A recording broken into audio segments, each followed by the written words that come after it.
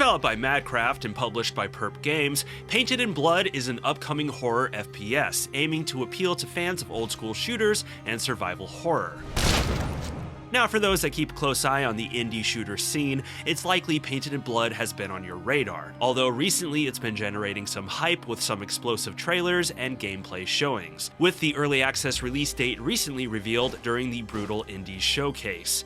If you haven't checked that out, I highly recommend it. And lucky me, the publisher was kind enough to send me a closed demo of the game. So in today's video, I'll be showing off this pixelated horror fest and lending a few of my early impressions. And with that, let's grab our brushes, booze, and boomsticks and start painting in blood.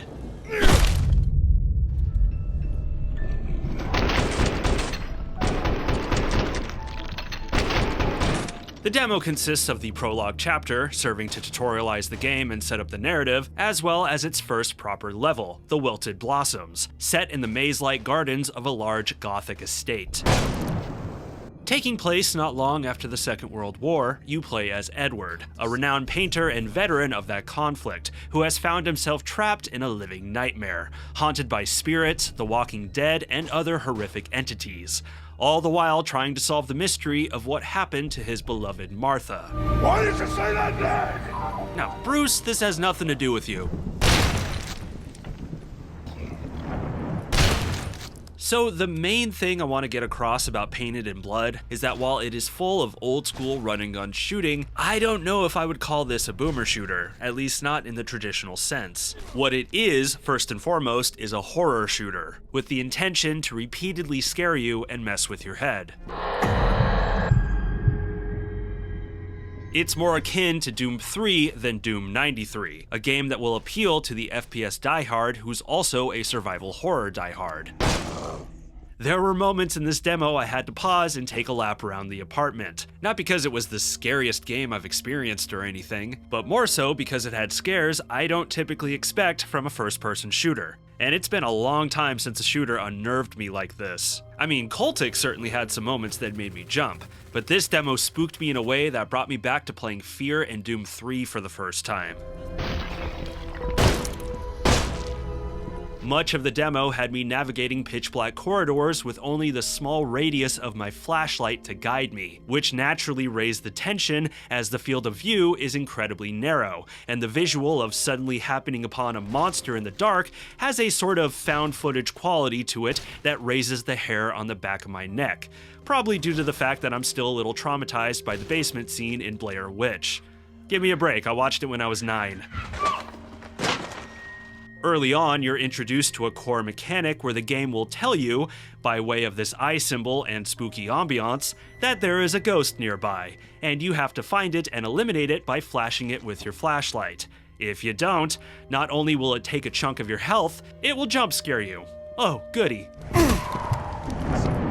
Although jump scares aren't the only trick up this game's sleeve, it is set to feature a dynamic sanity system that will try to freak you out through visuals, audio, and gameplay depending on your actions.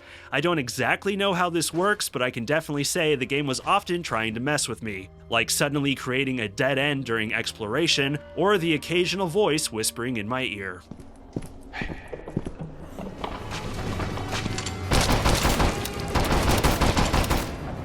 When the game does go full shooter, it hardly puts the spooky stuff aside. While the gameplay will have players sprinting around hordes of monstrous fiends and turning them into puddles, with sledgehammer shooting to boot, it is often in darkness, with enemies easily able to sneak up on you or ambush you by jumping out of coffins or crawling out from under tables. Oh, and you best believe those ghosts show up during combat too.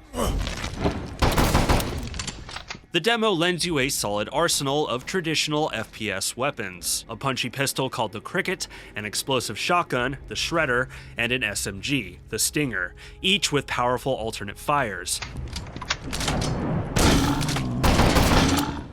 And we can't forget the trusty axe for melee. Enemies will largely try to rush and surround you, true to an old-school run-and-gun style, but this demo hints at a combat system where observation and quick reflexes will be rewarded. For instance, a brutish enemy known as the Gatekeeper has armor allowing him to sponge up damage and deflect bullets back at you. Suffice to say, they cause a lot of hardship in combat. but when they throw explosives, there's a small window where you can shoot it and one-shot them, a trick that brought memories of Resident Evil 4 to mind.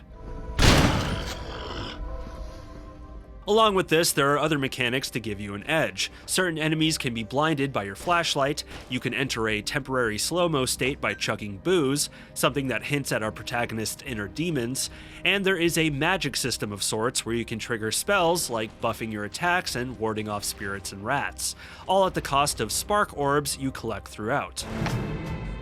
And while I didn't take advantage of this during my playthrough, recent gameplay trailers have shown you can use the environment to your advantage and get pretty technical with the gunplay, which is awesome.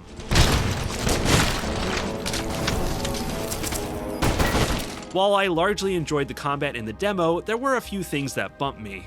For one, it can be confusing as to where enemies are attacking you from. Many of them can be easily shrouded by darkness, but sometimes they are obscured by intense lighting, either from them or the environment.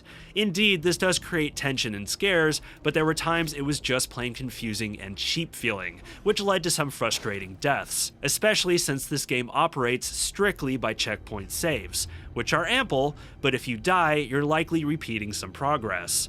Also, enemy sound effects are a bit on the soft side, which exacerbates this.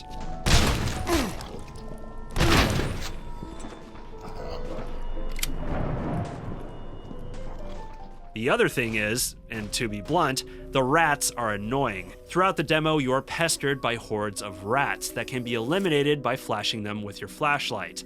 But what makes them irritating is when they attack you in the midst of a larger arena battle. You'll be focusing on a group of enemies and suddenly find your health tanking due to these stupid things biting your ankles. To be fair, you do have a spell that wards them off, and perhaps as I progress further into the full game, the better I'll get at dealing with them. But right now my gut is telling me this enemy might be best as an obstacle between fights rather than an obstacle during fights. The last thing to note is that the visuals so far are phenomenal. Painted in Blood is being built in Unreal 5 and thankfully doesn't perform like it is, at least so far, but that might be due to its high fidelity retro aesthetics. Giving it a quick glance, you'd be forgiven for thinking this was a more contemporarily rendered game. But upon closer inspection, you'll realize much of it is rendered with pixelated textures and sprite-based models. It's the attention to detail and coloring that tricks you into thinking it's more advanced than it is, although there is some modern Unreal 5 niceties to give it some extra sheen. I'd say it's comparable to the visuals of something like Proteus. It's stellar work so far, using retro aesthetics not just for throwback, but as a choice to give this game a grittier, dreamlike feel. There's more I could get into with this demo, like the narrative, which is looking to be quite in-depth, but for now I'm going to hold off until the early access release when I can really dissect this game thoroughly. Going forward, I feel the main challenge for Painted in Blood and its developers is balancing its run-and-gun FPS gameplay with its horror aspects, because ultimately shooters such as these have to make the player feel powerful, while at the same time the most effective way to scare them is to make them feel powerless. Judging by this demo, Painted in Blood seems to be pulling off this balance, although whether or not it can keep it going throughout the rest of the game remains to be seen. Painted in Blood is set to release into early access on October 23rd on PC through Steam. There is no information yet on if it's coming to consoles. What are your thoughts on Painted in Blood? Be sure to let me know down in the comments. If you enjoyed the video, please be sure to like, subscribe, share, and smack that bell. It's a huge help for the algorithm and getting my videos seen by more people. If you want to join my Discord, the link is down below, along with my affiliate links. I'm Kirk, and thank you for watching this video. Stay safe out there.